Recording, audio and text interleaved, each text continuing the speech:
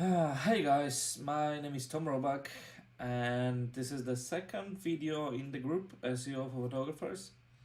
And today I want to talk to you about Google Analytics bounce rate and actually how to set up Google Analytics adjusted bounce rate.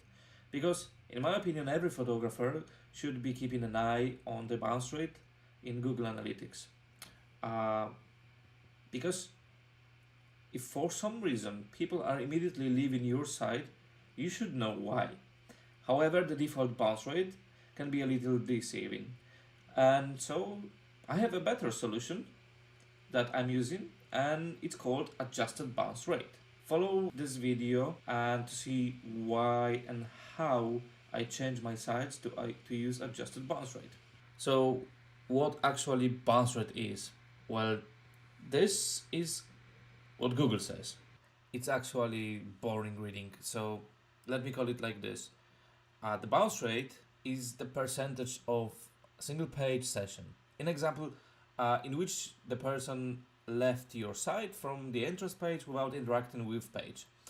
I'm sure you have all seen this in Google Analytics before. What does that mean exactly? Say someone hits a blog post on your site from Google. If they read your blog post and then click back to Google, that is considered as a bounce rate. And now, is that really a bad thing? Maybe not.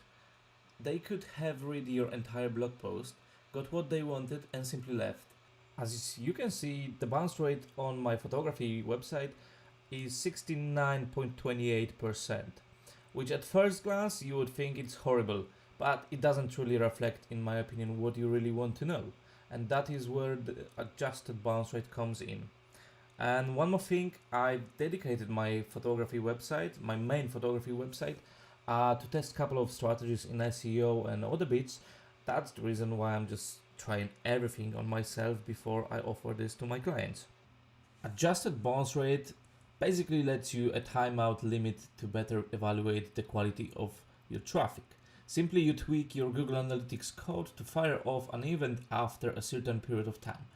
Once the event is executed, the visitor is no longer counted as a bounce. You can pick the time based on what you think is a better relevant number to judge your traffic.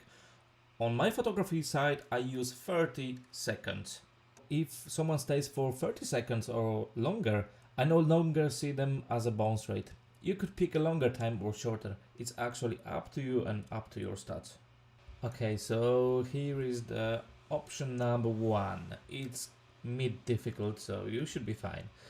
First of all, you need to find your Google Analytics code. Most likely, it's in your header PHP file or footer PHP file, or in the options panel for your WordPress theme.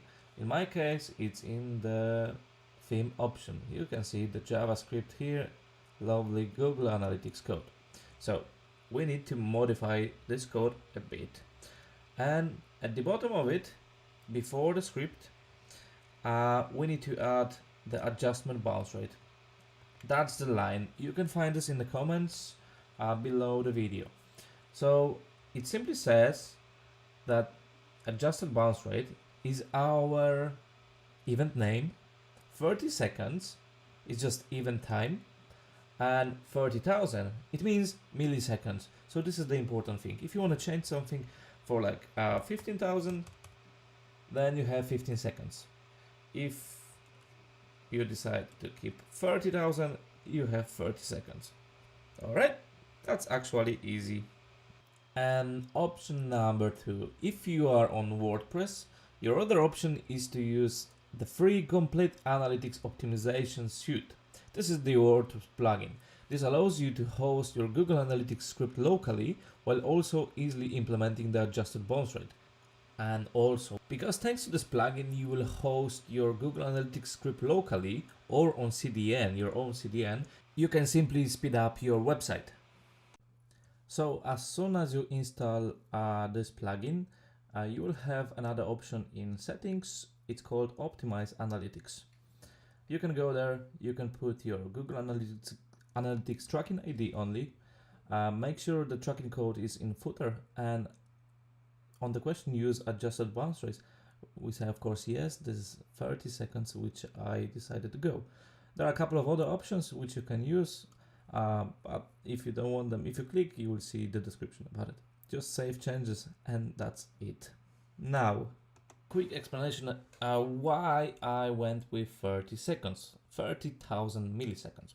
So in Google Analytics, if you go to the behavior in audience tab, and then you go to engagement.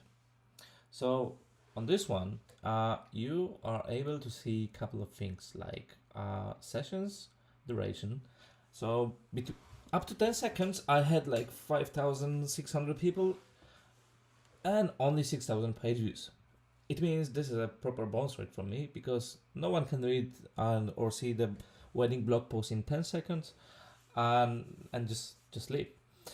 Then between 11 and 30 seconds, I had 550 sessions and 1,000 page views. It sounds better because in 30 seconds, yes, people can see the blog post and they decide to leave or scroll somewhere else on my page. So definitely from 30 seconds, what is happening there, it's the traffic I want.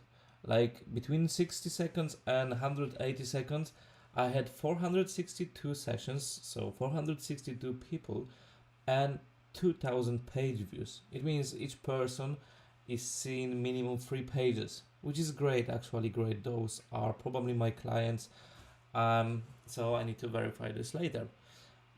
Now, the event name, I used adjusted bounce rate, but you can use whatever you want. You can type here, for example, my new time on the website or whatever, actually whatever. And the thing is visible here. If you go to your Google Analytics, then go to behavior tab and you have events. In overview, you will see your event category. This is your event name, adjusted bounce rate. And I had so far 753 events, which means 92% of whole traffic. The scroll depth is something different. I might do other Facebook Live video about it later. Now, after implementing this code, you will see your bounce rate dramatically drop. Mine was approximately like 65%. Let me just double check it.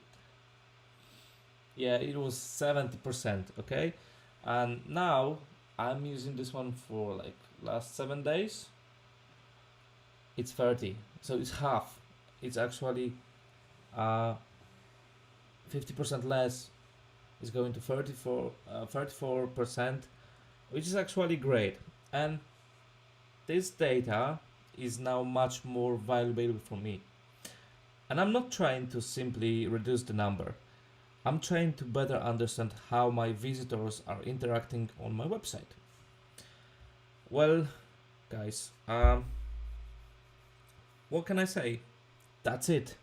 Enjoy a new perspective on your bounce rate data.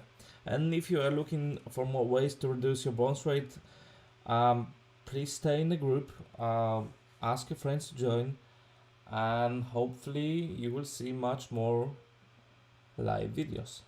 Thank you very much. Any questions? Below in the comments. Thank you. That was quick.